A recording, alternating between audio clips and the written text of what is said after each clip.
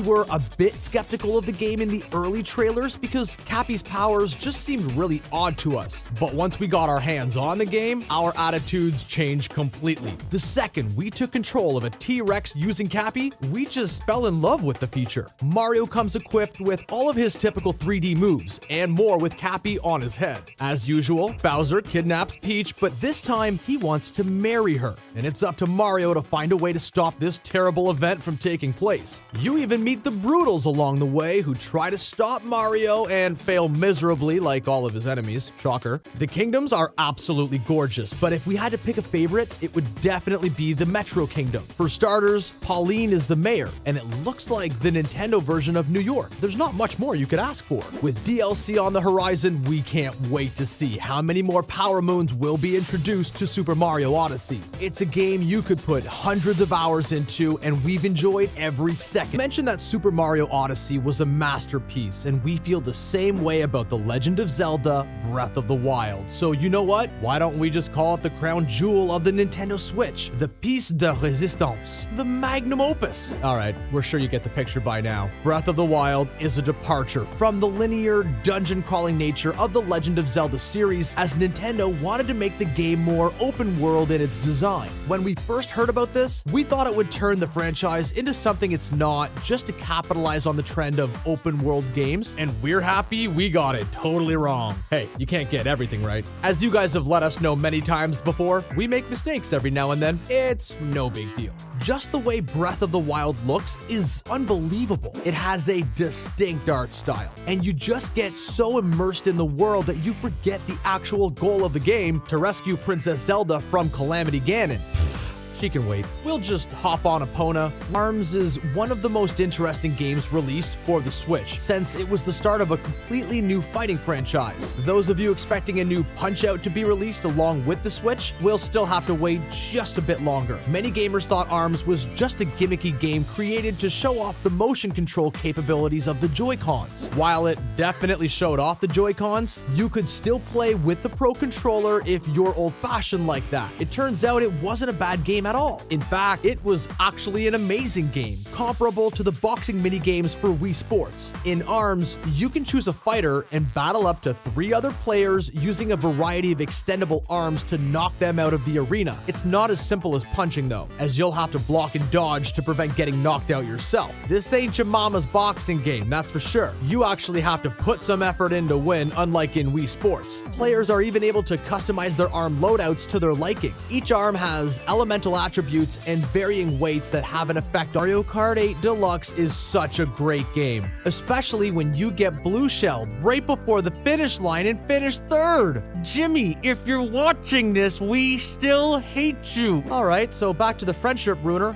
We mean Mario Kart 8 Deluxe. It's easily the most iconic Nintendo racing series of all time. It's the one time where Mario can finally stop trying to spin Bowser around by his tail and send him flying and focus on leaving him in the dust. The rivalry continues, but at least Princess Peach isn't kidnapped this time. While this game is essentially just a reboot of Mario Kart 8 with some new drivers, it's totally worth the money, especially if you never owned Mario Kart 8 for Wii U in the first place. Honestly, if you never owned a Wii U, it's actually a good thing. Just don't tell Nintendo we said that. With so many Grand Prix to race in and so many different CCs to choose from, the opportunities are endless. Also, with online play, this game opens up a whole new avenue of frustration. What good is a Nintendo console without a Kirby game? We've absolutely adored this pink puffball with an insatiable appetite since his debut in 1992's Kirby's Dream Land for Game Boy. He's known for being able to suck up entire enemies and consume them to gain their powers, if they have any. In later games, we also learned he can turn the enemies he consumed into a teammate. He acquired these powers over time, and in Kirby Star Allies, it's taken up a notch. Now, Kirby could be a 4-player experience with Kirby and 3 enemies that are now his teammates. He obtained the ability to befriend enemies instead of devouring them entirely. Isn't that a touching, good story? Kirby games have always been aimed at kids with their bright colors and simple plot, and Star Allies is no different. The game is short and sweet while being a ton of fun with a group of friends. Kirby investigates the planet Popstar, where he obtains this friendship power and must travel through the land defeating old foes like King Dedede and Meta Knight, as well as completely new ones.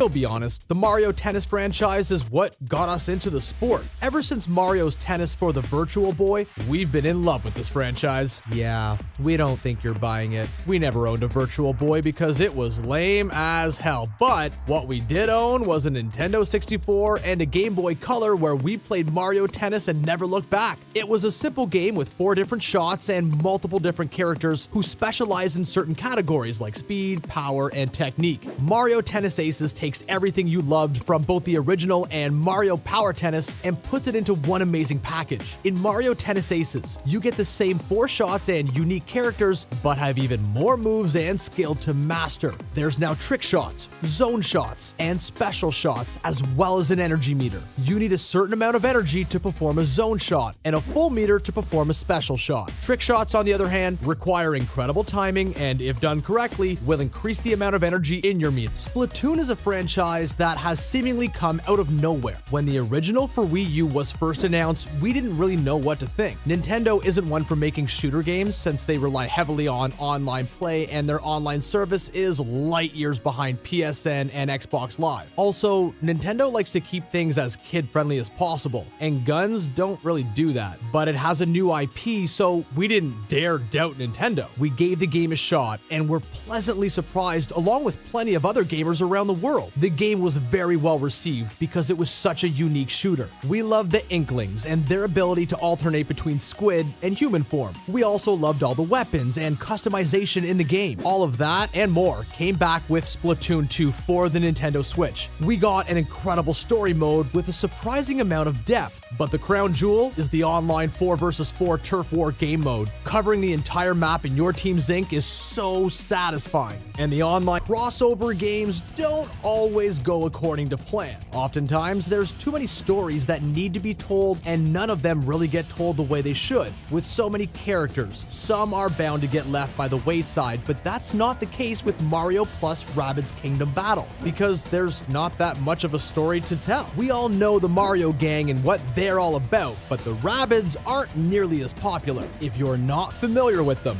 they're a bunch of crazy rabbit-like creatures from Rayman who cause chaos everywhere they go, speak gibberish, and go "Bwah!" when adrenaline takes them over. They're hilarious and got their own game in 2009, Rabbids Go Home. Well, in Mario plus Rabbids Kingdom Battle, they're a little far from home. Ubisoft's raving Rabbids accidentally invade the Mushroom Kingdom when the Super Merge helmet malfunctions, but they're not all bad.